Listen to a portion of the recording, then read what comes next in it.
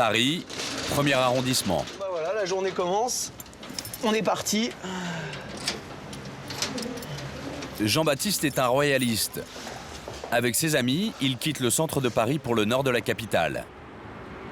À moins d'une demi-heure de métro, direction Saint-Denis. Oh là là, il y a une heure. Bon, j'espère qu'on aura des places assises. Hein. Ah, je suis pas venu avec mon strapontin. Je pense pas. Aujourd'hui, pour eux, c'est un jour de deuil. Le 21 janvier 1793 à 10h22, Louis XVI était décapité. Pardon ? Vous arrêtez où? Ah, on s'arrête à Saint-Denis, à la basilique Saint-Denis, à la messe de commémoration de l'assassinat du bon roi Louis XVI. Pardon ? Venir à Saint-Denis, c'est un peu l'aventure. Il y a un beau contraste. Ils ne sont pas forcément très à l'aise. C'est par là, c'est bien. Non, ça craint moins par là. S'ils viennent jusqu'ici une fois par an, c'est qu'ils n'ont pas vraiment le choix.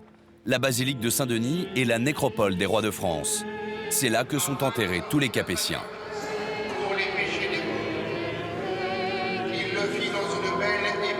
Pour cette messe donnée en la mémoire du roi Louis XVI, la basilique est comble.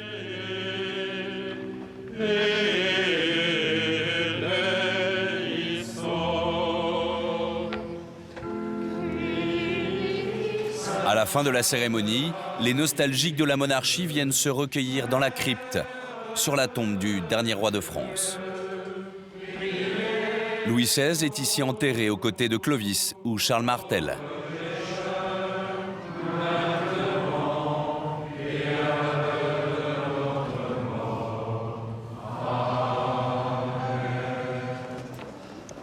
À la sortie de la messe, sur le parvis, ce sont deux mondes qui se croisent. Monsieur, demandez l'action française. Ceux qui habitent à Saint-Denis et ceux qui sont venus pour rendre hommage à Louis XVI. On dirait la princesse d'Angleterre, monsieur. C'est magnifique et c'est la première fois que je vois des gens habillés Voilà, comme ça. tout à fait. On se croit à l'ancienne époque, là. Ils ont le courage de venir au 9-3, je sais pas, c'est bien. Monsieur, demandez l'action française. Je le reçois.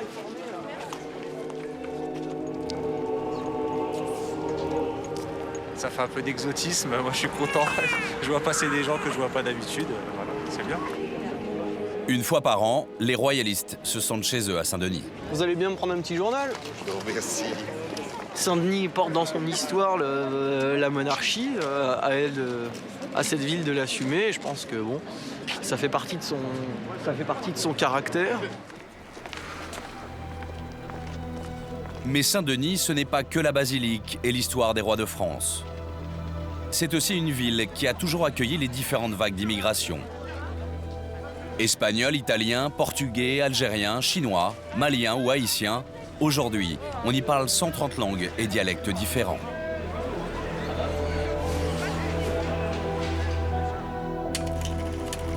Au lieu de la révolution industrielle, cette ville ouvrière a connu son âge d'or avec plus de 80 usines sur son territoire.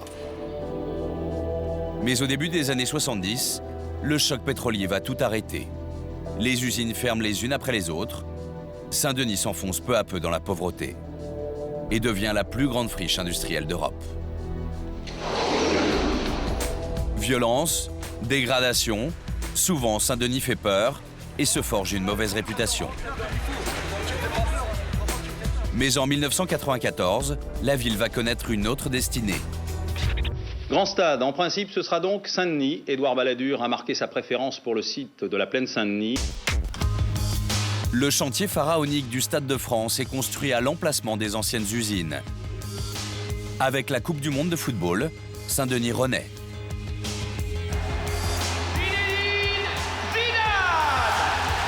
Le 12 juillet 1998 à Saint-Denis, cité des rois, l'équipe de France est sacrée championne du monde de football. Le Stade de France, locomotive d'une nouvelle politique d'urbanisation. En 10 ans, c'est un tout nouveau quartier d'affaires et d'habitation qui va sortir de terre.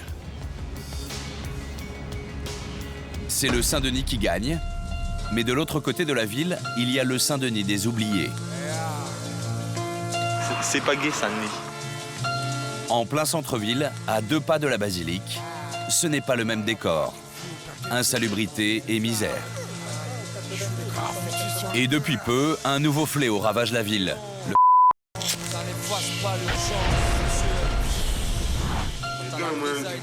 Bon, une fois que t'as goûté, tu peux plus t'en passer.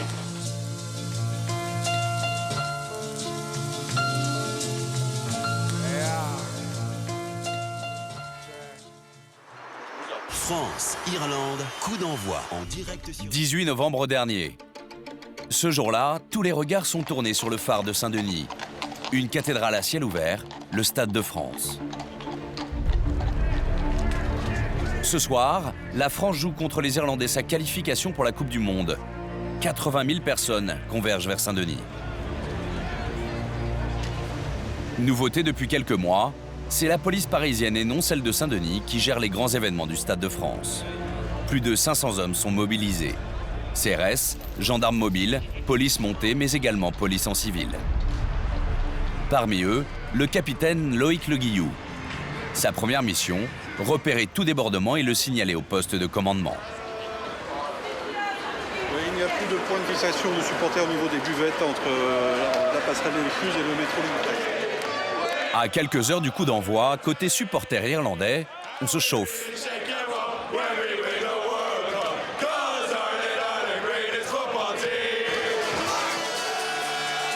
Un peu trop d'ailleurs au goût du capitaine Le Guillou qui informe tout de suite son état-major. Dans cette zone-ci, la foule devient de plus en plus dense. Beaucoup de supporters irlandais alcoolisés qui arrivent. J'en ai déjà vu un ou deux, certains tombent tellement ils sont sous.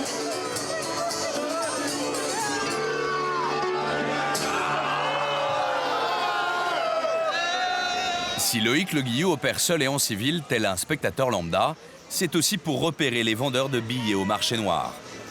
Ils sont nombreux ce soir. Un match de l'équipe de France à Saint-Denis, c'est une belle recette en perspective.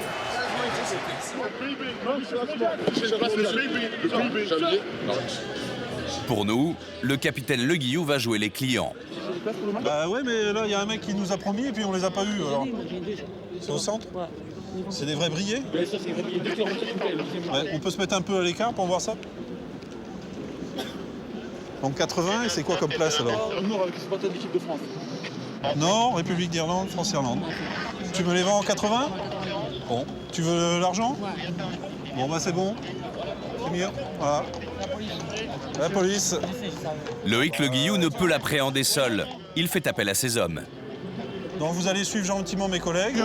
Hein? Bah, je crois que vous êtes nombreux sur la zone, vous êtes plusieurs. Hein? Vous êtes plusieurs sur la zone? 10 000, c'est invendable. Le vendeur ne sera pas inquiété. Après un contrôle d'identité, il sera juste fiché. Pour établir la procédure, ce serait autrement. Ce serait surveillance discrète, attendre un vrai acheteur avec du vrai argent qui se donne et des billets, et arriver groupés ensemble dessus. Ce soir, les vendeurs au marché noir ne font pas recette, contrairement à d'autres. Au pied du stade, à la 3e mi-temps, c'est une toute autre ambiance. Le match commence dans 1h30. Pour Thierry Brousse, c'est déjà le coup de feu. Là, c'est un peu chaud, là. C'est un peu chaud, faut y aller, là. Cet Aveyronnais a acheté le bar il y a 5 ans. 200 couverts à l'intérieur. Les gars, on boit un coup vite fait. Et les soirs de match, pour attirer plus de monde, en plus de la terrasse, il installe même un bar à l'extérieur. Normalement, il devrait y avoir du monde. S'il n'y a pas de trouble fête, il devrait y avoir du monde. Le stade est archi plein. Les gens sont énervés aujourd'hui. Ils veulent gagner. Un merguez frites en sandwich. Thierry Brousse travaille en famille. Il peut compter sur le dynamisme de sa fille, Céline, pour être certain de faire une bonne soirée. Hop. Mais j'arrive, ne bouge pas. De 16 €, s'il vous plaît. Les soirs de match, la famille Brousse augmente les prix. Les consommations comptent double.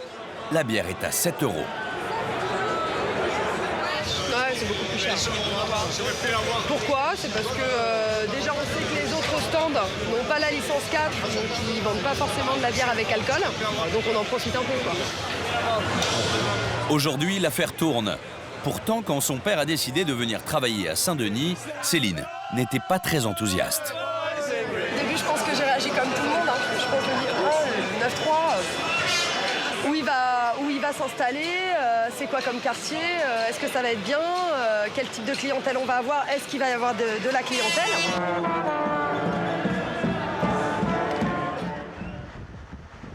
Francis Dubrac, lui, n'est pas aveyronnais. Il est né à Saint-Denis et n'a jamais quitté sa ville natale. C'est un Dionysien pur jus. Il dirige une entreprise de travaux publics et le Stade de France, c'est un peu le sien. Il a participé à sa construction. Alors les soirs de match, Francis Dubrac a quelques privilèges. Là, on rentre dans la zone particulière, vous êtes... Là, on est dans dans la zone sécurisée du Stade de France, où les véhicules n'ont pas accès. Vous êtes rentré très facilement? J'ai mon badge qui est là, et ça me permet d'accéder assez facilement dans le périmètre. Un parking au pied du Stade de France. Ici pourtant, il y a moins de 15 ans, ce n'était qu'un vaste terrain vague. Tout ça a été au milieu de carcasses, de vieux pneus, des arbrisseaux, une friche dans toute sa laideur. Quand Saint-Denis est choisi pour accueillir le Stade de France, Francis Dubrac réussit à se placer. Il prend en charge le terrassement et toutes les routes autour du stade. Un immense contrat pour cette petite société familiale créée par son grand-père. À l'époque, on parlait en francs, 25 millions de francs, soit à peu près 4-5 millions d'euros de travaux. En termes de chiffre d'affaires et d'image, ça a été l'un des plus gros chantiers de l'entreprise. 16 ans plus tard, Francis Dubrac est à la tête d'une entreprise incontournable de la région. Quand il vient au Stade de France, ce n'est pas dans les tribunes, mais dans sa loge. Petit four, champagne, ici, il n'y a pas besoin d'être un grand connaisseur du ballon rond. C'est qui les rouges là? Je crois qu'il y a des verts et des bleus, moi. J'ai jamais rien compris au foot, alors il va falloir m'expliquer. Je ne connais pas Stéphane Peu. Sa loge, c'est un moyen de faire des relations publiques. Manger à boire. Ce soir, il a invité Stéphane Peu, l'adjoint au maire chargé de l'urbanisme de Saint-Denis. T'es toujours communiste? Je suis toujours communiste. Et moi, je suis toujours capitaliste. Oui. On n'a pas... Oui. Oui, je crois, oui. Enfin, sauf si tu as une nouvelle à annoncer ce soir, mais... On connaît bien M. Dubrac, donc je passe le saluer, comme d'autres élus, dans sa loge. C'est un peu notre place du village, donc c'est normal que les élus de Saint-Denis, quand il y a un événement, ils utilisent ce vecteur formidable pour faire du relationnel. À l'année, sa loge, son champagne et ses petits fours lui coûtent 85 000 €. Si vous les invitez pour leur faire signer un contrat, c'est mort d'avance. Si vous les invitez parce qu'au quotidien, vous les rencontrez, vous travaillez avec eux, et puis vous vous dites, tiens, samedi soir, on va se faire un bon match, c'est un endroit agréable. C'est un peu comme une hutte de chasse en baie de Somme, c'est pareil. Je peux pas arriver ici.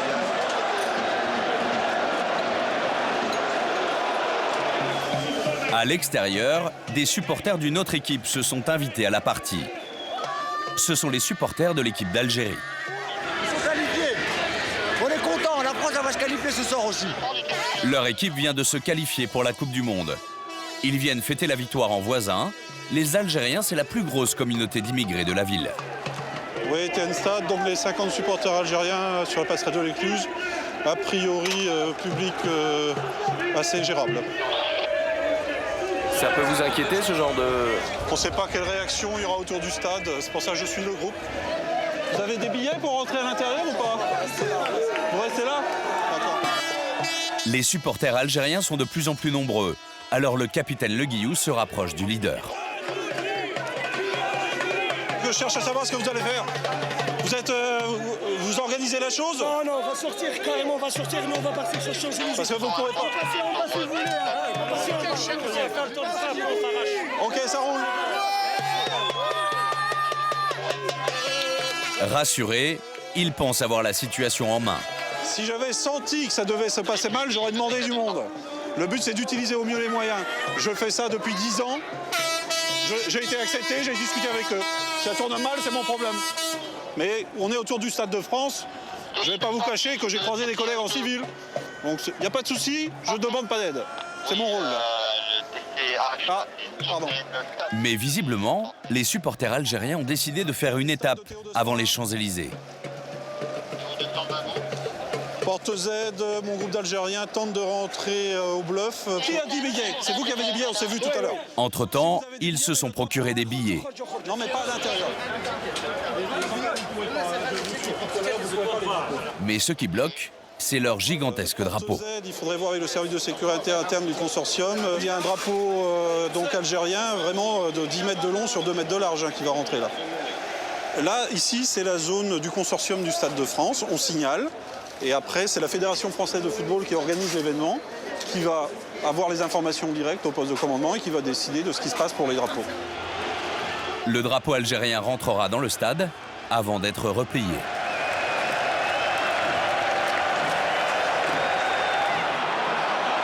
Dans les loges, Francis Dubrac et son ami l'adjoint Omer passent un mauvais début de match. L'Irlande vient d'ouvrir le score. À 7 heures, la France n'est pas qualifiée pour la Coupe du Monde. C'est pas terrible à faire, hein? Si le score se maintient, cela peut donner du fil à retordre au capitaine Le Guillou. On va voir si jamais, par exemple, on a sur une physionomie où l'Irlande monte en puissance et qu'on a une fin de match où les Français sont déçus. Il faut qu'on anticipe ça. Parce qu'ils bossent, les Français, là. 103e minute, la France égalise. Mais visiblement, le but est litigieux. C'est la fameuse main de Thierry Henry. Dans le stade, impossible de revoir le but, mais l'avantage en loge, c'est qu'il y a la télévision et c'est ralenti. J'étais en train de déconner, là. Bon, c'est pas grave, c'est pas grave, il y a but, il y a but, il y a but.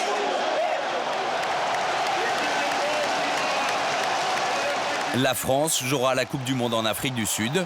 Une fois encore, Saint-Denis a porté chance aux footballeurs tricolores.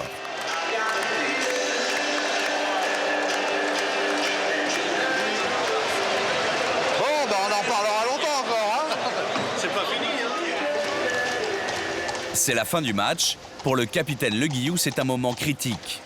En moins de 5 minutes, 80 000 spectateurs cherchent au plus vite à rejoindre les transports en commun. La garde républicaine fait barrage pour éviter toute bousculade sur les quais du métro. Ils vont recouper à nouveau, là. La foule ne comprend pas et commence à s'énerver. Agglutiner les gens comme ça, ouais, c'est super intelligent. Ah, je trouve ça très intelligent.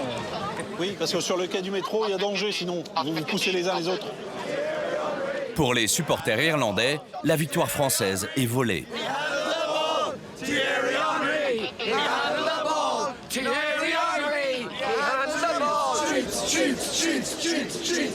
Les Irlandais ont perdu, donc à partir de ce moment-là, l'ambiance n'est pas très bonne chez eux. Et le fair play reste. Ce soir-là, aucun débordement autour du Stade de France. Mission accomplie pour le capitaine Le Guillou. Dans le bar de la famille Brouze, c'est l'heure des comptes. 400 litres de bière ont été bu ce soir. Et même s'ils espéraient plus, c'est quand même 12 000 € de chiffre d'affaires. Ah, il est là. T'as les clés? Il est 2 h du matin. Et dans 4 heures, c'est une toute autre clientèle qui attend Thierry Brouze. Demain, on passe à autre chose. On fait un forum. On a 300 gens qui viennent manger à midi, voilà. On passe du supporter au col blanc. Les cols blancs, les cadres, les hommes d'affaires. Aujourd'hui, il représente 2 tiers de sa clientèle. Car en 10 ans, les alentours du Stade de France se sont transformés. Les vieilles friches industrielles ont laissé la place à un tout nouveau quartier d'affaires. Les grosses entreprises du CAC 40 ont installé leur siège à Saint-Denis. Chaque matin, ce sont des milliers de cadres qui viennent ici pour travailler. Un monde qui vit en autarcie avec ses restaurants et ses magasins. À quelques centaines de mètres du quartier d'affaires, de l'autre côté du canal, Saint-Denis offre un tout autre visage. Dans certains quartiers de Saint-Denis, un habitant sur 3 vit en dessous du seuil de pauvreté. Et le taux de chômage chez les jeunes atteint 40%. Mais les tristes records ne s'arrêtent pas là. Saint-Denis est l'une des villes qui compte le plus grand nombre de logements insalubres.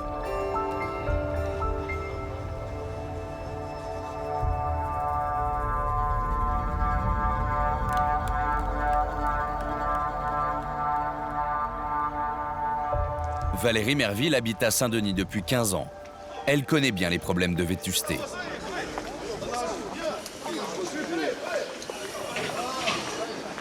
Bah là, on a l'impression que c'est prêt de s'écrouler, c'est pas qu'une impression quand même.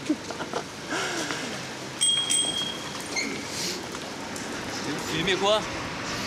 Les logements insalubres. Il y a de quoi faire à Saint-Denis. Qu'est-ce qu'il y a? Il y a de quoi faire à Saint-Denis, vous êtes bien tombé ici. C'est difficile de pas. Tout le monde la vit soit directement, soit indirectement par un proche ou des amis. Puis de toute façon, c'est tellement visible. Dans le quartier de la Gare, plus de 600 logements sont frappés d'un arrêté d'insalubrité. Un logement sur 4. Valérie Merville préside une association, Réseau Solidarité Logement. Une des familles dont elle s'occupe habite en plein centre-ville, dans l'une des rues les plus commerçantes. Bonjour. Bonjour. Un appartement de 13 mètres carrés dans lequel s'entassent 7 femmes et ses 5 enfants. Pas de toilette et la salle de bain. Voilà. Et c'est ça qui, en partie, fait écrouler...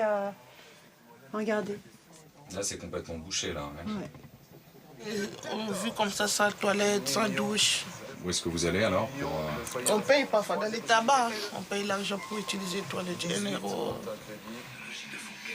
Le propriétaire le louait 700 € par mois. Aujourd'hui, frappée d'un arrêté d'insalubrité, cette femme n'a plus à payer le loyer. Mais de telles conditions de vie ont des conséquences dramatiques pour des enfants en bas âge, comme le saturnisme. Le petit garçon qui vivait là avant aussi était atteint du saturnisme. Comme ça qu'il y a eu l'arrêté d'interdiction à l'habitat. Vous avez fait des examens? Ça, c'est important. Hein. C'est important aussi. Bon, pauvre petit père, c'est dur. Hein. Puis c'est quoi tous ces gens-là? Hein? T'as l'air tout fatigué.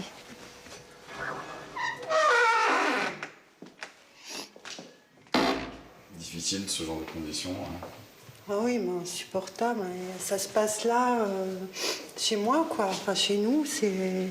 En plein cœur de Saint-Denis. En plein cœur de Saint-Denis. Des situations comme celle-ci, Valérie Merville y fait face chaque jour. Dans le centre-ville, comme dans ce quartier, celui des Francs-Moisins. Dans les années 60, il était connu pour ses bidonvilles. Ici, s'entassaient les immigrés espagnols et portugais. Aujourd'hui, il y a du béton, mais rien n'a vraiment changé. Au pied d'une cité, dans cette maison, vivent 5 familles originaires du Mali. Une maison divisée en plusieurs lots par son propriétaire, un marchand de sommeil. Tohin Kara vit dans cette pièce, à l'origine un box pour voiture. Et là, il y a des enfants qui dorment avec sa mère. Et vous dormez où? Je dors là, je suis là. 15 mètres carrés, sans ventilation, tout juste. Cette minuscule fenêtre pour respirer.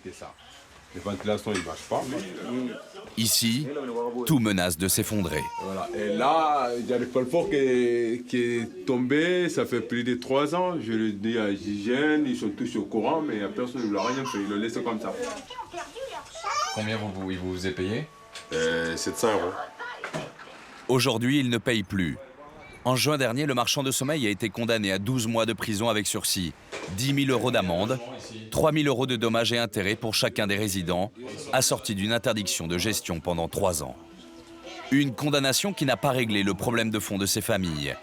Elles ne sont toujours pas relogées et pire encore, le propriétaire des lieux, lui, a toujours une emprise sur eux. Il ne paie plus l'eau et la maison n'est plus alimentée. Ça, c'est l'eau qui reste dans les tuyaux, qui sort. Et sinon, il n'y a rien. Aujourd'hui, sans eau, les familles s'approvisionnent comme elles peuvent.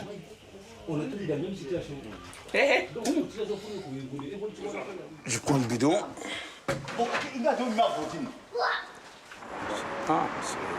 Direction la fontaine du terrain de football, à 500 mètres de chez eux.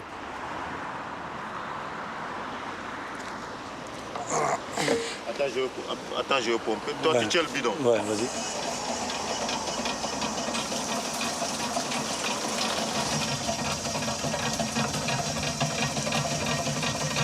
Ça combien de Oh, ça va.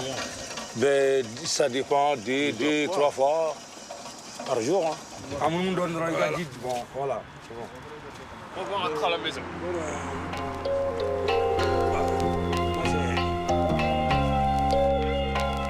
Des conditions médiévales, à moins de 10 km du centre de Paris. Ah là, ouais, là.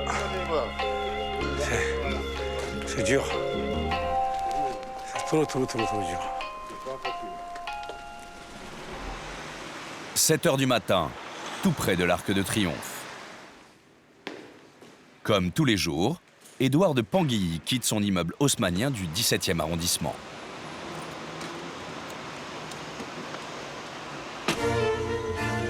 Si Édouard de Penguilly vit et habite dans les beaux quartiers de la capitale, son métier de promoteur immobilier, il l'exerce à Saint-Denis et sur tout le 93. À l'entendre, la Seine-Saint-Denis est même devenue son département. Vous savez, je suis devenu un homme du 93, ma voiture est du 93, et les jeunes qui me croisent et qui me voient dans ma voiture, qui est adaptée à mon métier, qui est d'être sur les chantiers, dans des endroits qui ne sont pas toujours carrossables, ils me font ça. Ouais, c'est vrai, ils me font ça. Un mec du 93 qui gagne. Édouard de Penguilly a su profiter du nouvel essor de la plaine Saint-Denis, le quartier le plus proche de Paris. Toute une partie de la ville à construire, pour un promoteur immobilier, c'est une mine d'or. Ici, il y avait une vieille imprimerie. Édouard de Penguilly a construit l'un des premiers immeubles de la rue. Comment tu vas? Ça va. Ça va? Ouais. Vous connaissez le monsieur? Non. Vous le connaissez, ce monsieur? Non. Non? Moi, je suis le monsieur qui a construit cet immeuble-là. Moi, je les adore. Ils sont sympas comme tout. Et on m'avait dit, vous allez voir, tous ces jeunes, ils vont esquinter le bâtiment. Regardez, il n'y a aucun problème. Il n'y a rien à dire. Il est parfait. Il est magnifique. Il est quasiment comme neuf. La plaine Saint-Denis, avant, c'était ça. Coupée en deux par l'autoroute du Nord, les immeubles commençaient à s'effondrer et les usines étaient toutes désaffectées. Depuis, l'autoroute a été entièrement recouverte, laissant place aux arbres et à la verdure. Les vieux bâtiments ont été remplacés par de nouveaux programmes immobiliers.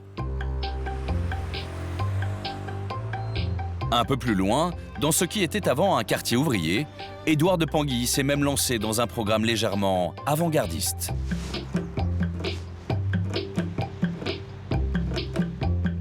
Son dernier immeuble vient tout juste de sortir de terre. Il l'a construit sur ce qui était alors un immense terrain vague, encore un peu boueux aujourd'hui. C'est encore le chantier, là, hein? Ah oui.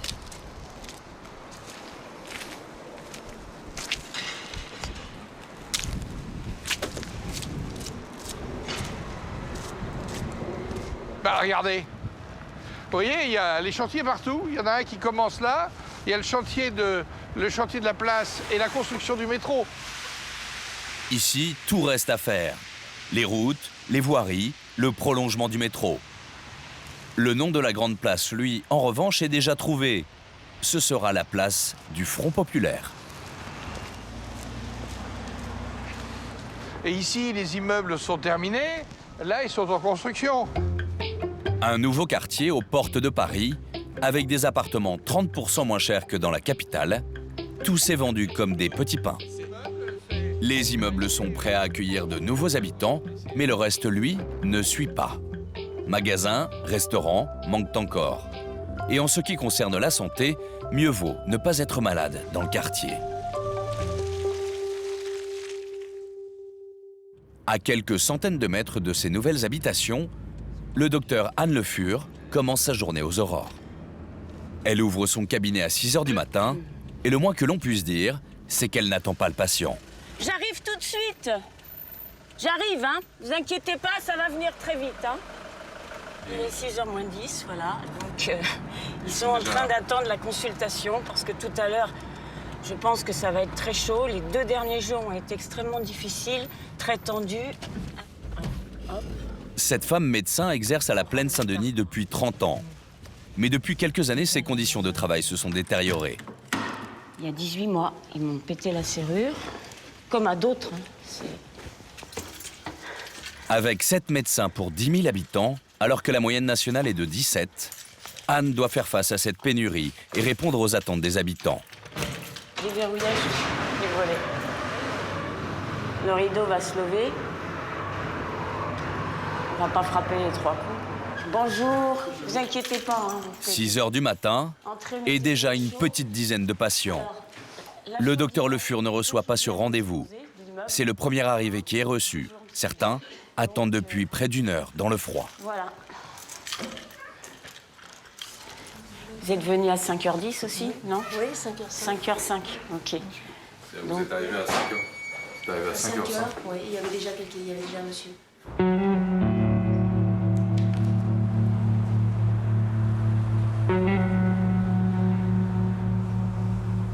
En fait, si on vient pas tôt, on risque de pas passer parce qu'il y a trop de monde après. Ouais.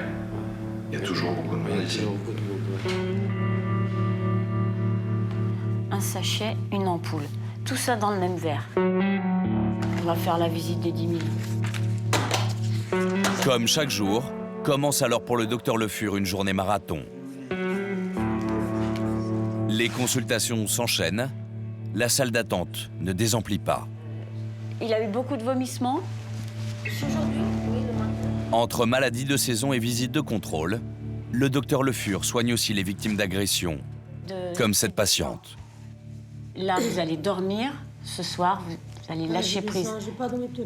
J'ai compris. Ne pas vous laisser envahir par cette image de choc, cette image d'agression. Ça, je le mets, vous auriez dû même le faire. Bon, je sais qu'il n'y a pas de chèque, mais... Elle s'est fait dépouiller, traîner sur le sol. J'en ai à peu près, je fais 3 certificats par semaine minimum de coups et blessures. Courage. Allez, retournez chez les flics. Hein. Il est 11h, l'heure de pointe dans le cabinet. Difficile de circuler dans la salle d'attente. Et encore plus de se rappeler l'ordre d'arrivée. Je cherche le dernier avant moi qui va voir le docteur Le Fur. Alors forcément, les esprits s'échauffent. C'est madame qui est à côté. La dame n'est pas avant moi. Hein. Oui, ah si, j'étais là, madame. Je suis arrivée depuis à 8 heures, moi. La dame, elle est arrivée après. 8 heures du matin, je suis là, je ne vais pas vous laisser passer devant moi, madame. Si tu dis non, rentre. Ah, ben, je vais rentrer. Eh ben rentre, tu te dis rien. Pourquoi tu m'as dit rentre si tu sais que tu étais avant moi? Je suis avant toi. Mais avec de jeunes enfants dans le quartier de la Plaine, les parents n'ont pas vraiment le choix. Il n'y a que ça. On ne trouve pas de pédiatre. Il n'y a aucune structure qui soit adaptée. Certains n'ont même pas le courage d'entrer. Après 3 heures d'attente, pour ceux qui sortent, c'est une délivrance. Et enfin, Oui, bah, j'ai la clé dans Enfin. une vraie mission, non? Oui, le terme est très approprié, mission. Pour aller chez le médecin à la Plaine Saint-Denis, c'est un peu la mission. Un calvaire. Ah non, mais je vais rentrer. Lui, il peut même rapporter toutes ses films dessus. Non, on y va. C'est vrai que là, c'est... Alors, il y a eu quelquefois même des gens qui sont arrachés les cheveux au sens propre. C'est-à-dire qu'il a fallu qu'on en recouse. Il y a eu des scalps. On avait des cheveux dans tout le cabinet. Déjà 7 heures de consultation pour le docteur Le Fur. Première et unique pause de la journée. Moi, j'avais fait les mains, ça fait vachement...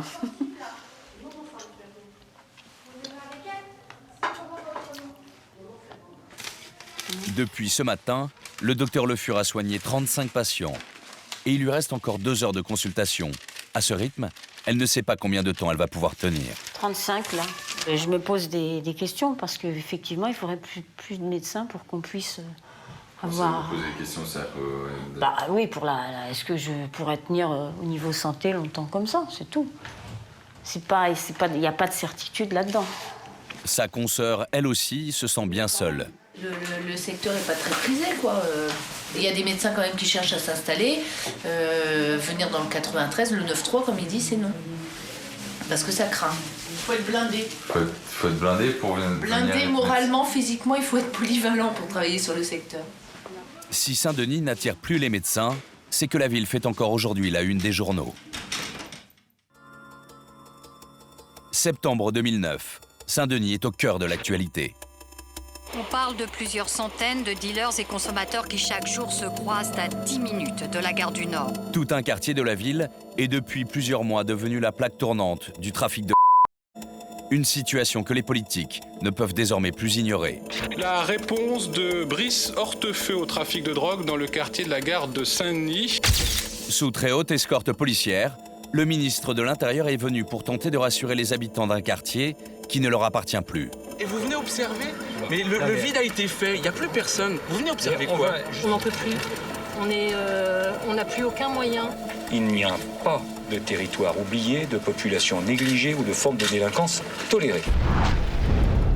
6 mois plus tard, une fois la pression médiatique retombée, nous sommes retournés dans le quartier de la gare à Saint-Denis. Visiblement, les propos du ministre n'ont rien changé. Ici, ce sont toujours les petits caïds qui font la loi. Hein? C'est quoi là? Je fume la gare. Non, on n'aime pas ça. Pourquoi? C'est Ah ouais? interdit. C'est interdit? C'est interdit ici. Ah bon? Il y a une loi ici. Ne fumez pas toute cette zone-là. Pourquoi? C'est Je chelou. conseille, c'est mieux pour vous. Parce qu'après, il y aura des jeunes qui vont s'énerver comme vous. Moi, on m'a dit de transmettre le message. En réalité, le trafic de drogue ne s'est jamais arrêté. En plein après-midi, malgré la présence policière, en moins de 10 minutes, nous sommes accostés.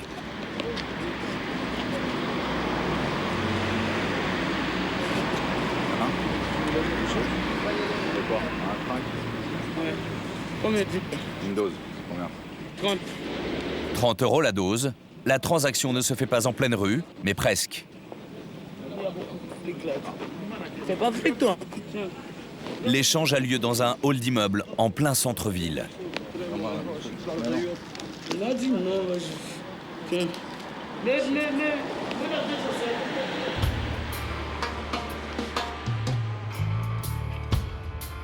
Et quand la nuit tombe, seuls traînent les dealers et les ce qu'on appelle les zombies. Ils prennent possession des rues et des immeubles.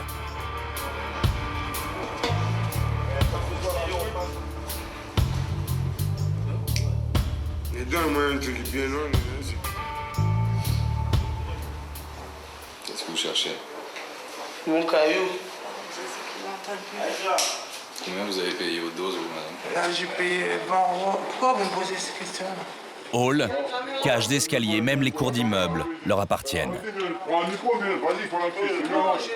c'est bon. Là, ça, c'est mon lit à moi. Je suis pas le chef, mais c'est ma famille.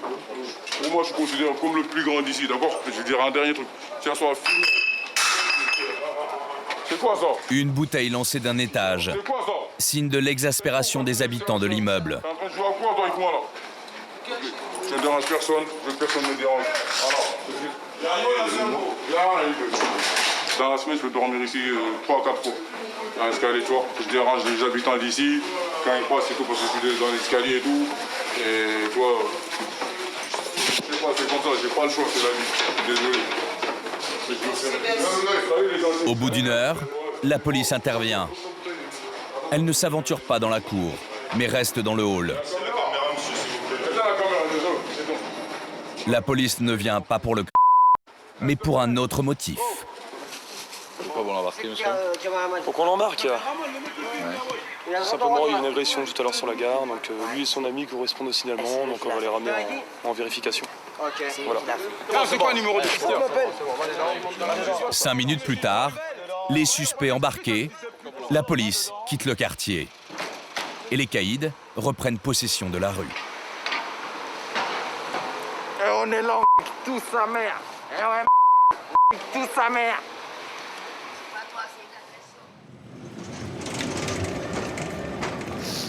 Même rue, 2 jours. Pour Valérie Merville, qui s'occupe des mal logés, si le s'est installé à Saint-Denis, c'est justement lié à l'insalubrité qui règne dans la ville.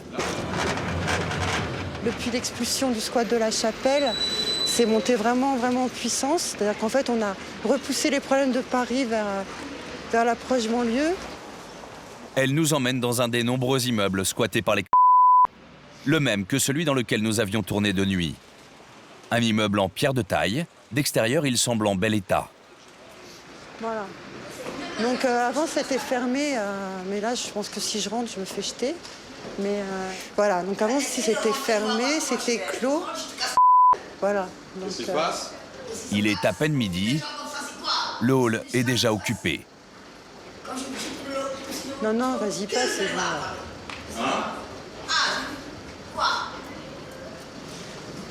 Même la journée, les toxicomanes squattent les lieux.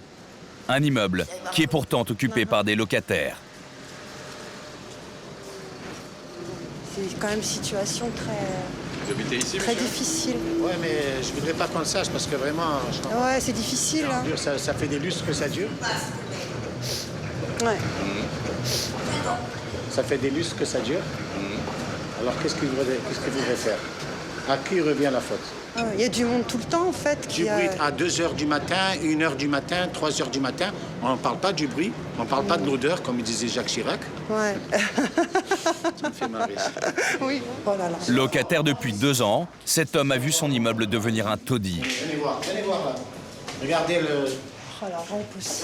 Regardez derrière, regardez un peu. Mais regardez l'état. Ils ont dit les gens viennent, ils prennent les lettres, le courrier des gens, oh etc. Là là. C'est incroyable. Venez voir. On paye des charges, en fait. Oh là. Vous payez combien de charges par mois? 30 € par mois. Un hall dévasté, une cour transformée en décharge. J'habite là, au deux premières. Alors, au lieu d'avoir une vue sur la mer, et je m'excuse de l'expression, j'ai une vue sur la merde. Voilà. En fait, les personnes qui investissent, elles investissent des espaces. Après, soit on arrive, les résidents, à faire qu'ils y restent pas, soit on n'y arrive pas. Et voilà le résultat. Ils les ont eus à l'usure. Ouais. C'est une honte. Je me pose la question, pourquoi les services publics n'interviennent pas? Les pouvoirs publics, ouais. La réponse, elle est facile. Nous ne sommes pas au 92 ou à Paris, nous sommes au 93. Voilà, il faut faire la différence. Donc on laisse pourrir les situations. Voilà. Notre caméra a repoussé les junkies dans les étages. Seuls, nous décidons d'aller à leur rencontre. Une fois encore, nous ne sommes pas les bienvenus.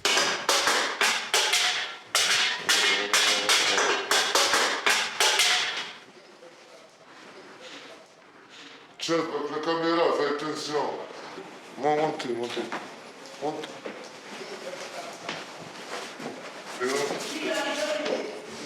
Ça, c'est un avis de merde, ça. Vous êtes un fumeur de c'est ça? Tout le monde essaie de fumer. Ouais, vous aussi? Moi aussi, oui. Ça fait combien de temps vous venez à Saint-Denis que pour ça? Moi, ça fait 1 an que je fume. Jamais je le fume. Quand je connais ça, mais...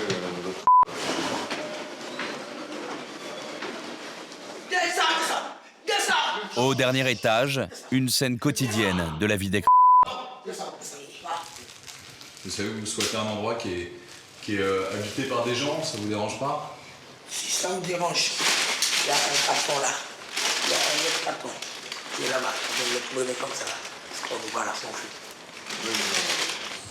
Moi, j'ai même pas envie de fumer devant toi déjà. Regardez, je suis tout ça là.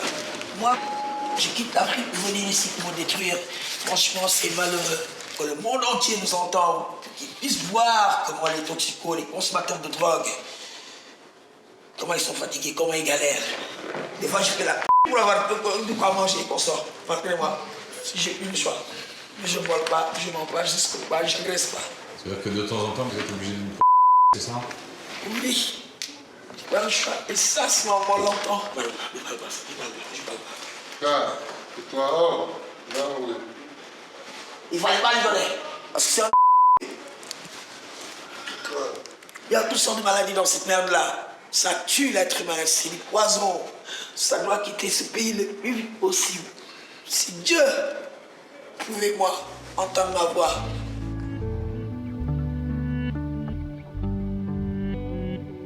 Aujourd'hui, ce quartier reste à l'abandon. Les grands projets d'urbanisme de la ville sont ailleurs, là où se concentrent les bureaux et les nouveaux logements.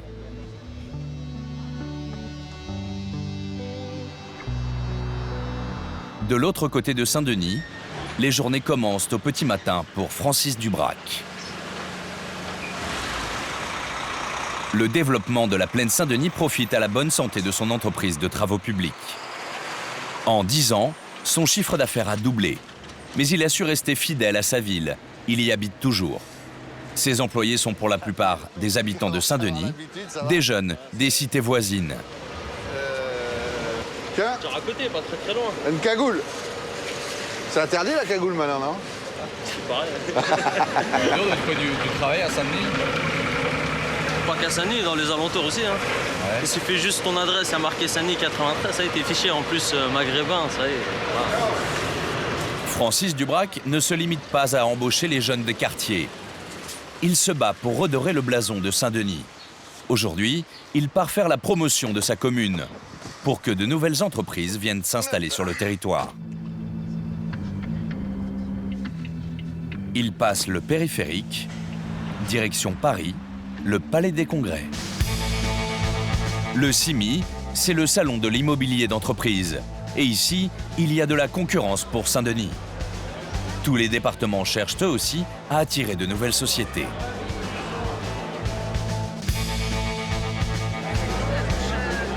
Francis Dubrac devient alors le VRP du département.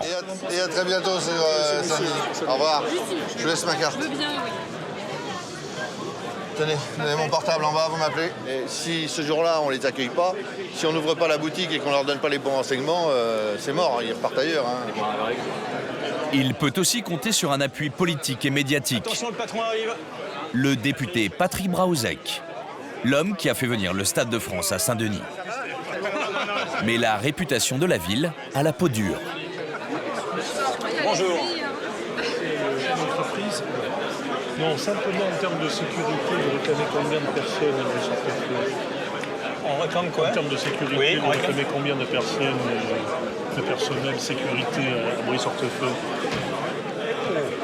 D'abord, on lui a demandé à ce qu'il prenne en considération les cas spécifiques, comme le cas des quartiers de la Gare, à Saint-Denis, où on était dans une situation de non-droit. On est dans ce dialogue.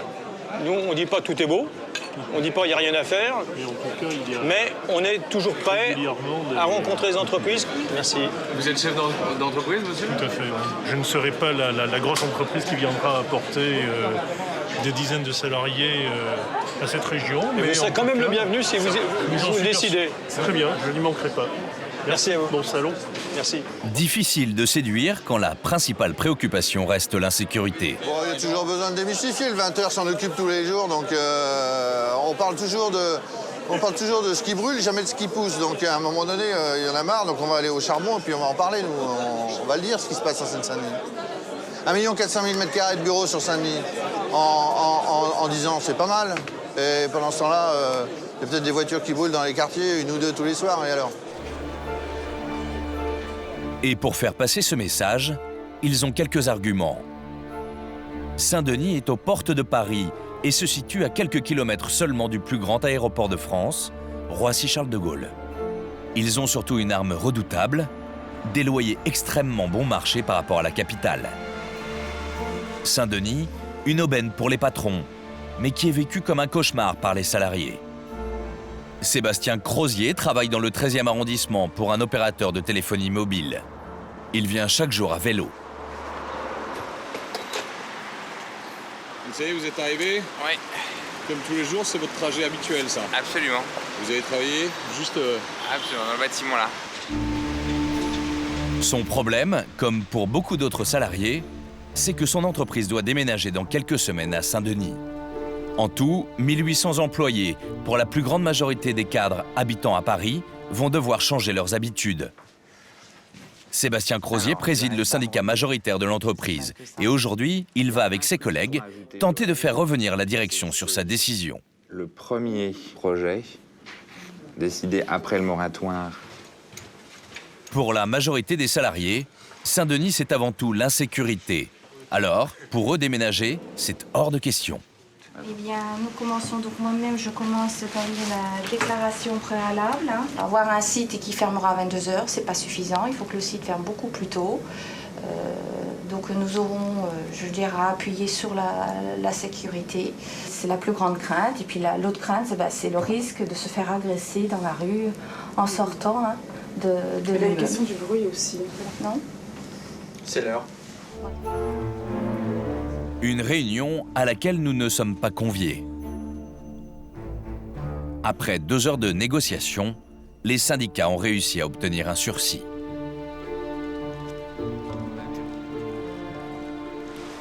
Pour l'instant, tout est bloqué. Pour l'instant, tout est bloqué. La direction nous accorde un entretien au siège avec le directeur des relations sociales du groupe France Télécom. Sur le déménagement à Saint-Denis, il n'évoque pas tous les avantages que cela procure à l'entreprise, notamment les 90 millions d'euros d'économies de loyer sur 12 ans. Il nous parle solidarité avec les quartiers. On ne peut pas à la fois être une entreprise qui s'inscrit dans une volonté citoyenne et ne pas aller dans les quartiers là où il y a les challenges les plus forts et les plus difficiles pour la société française. On peut arrêter là, peut-être ? On peut arrêter là ? Ouais. À Saint-Denis, au pied du RER, l'immeuble, lui, est déjà prêt à accueillir les salariés.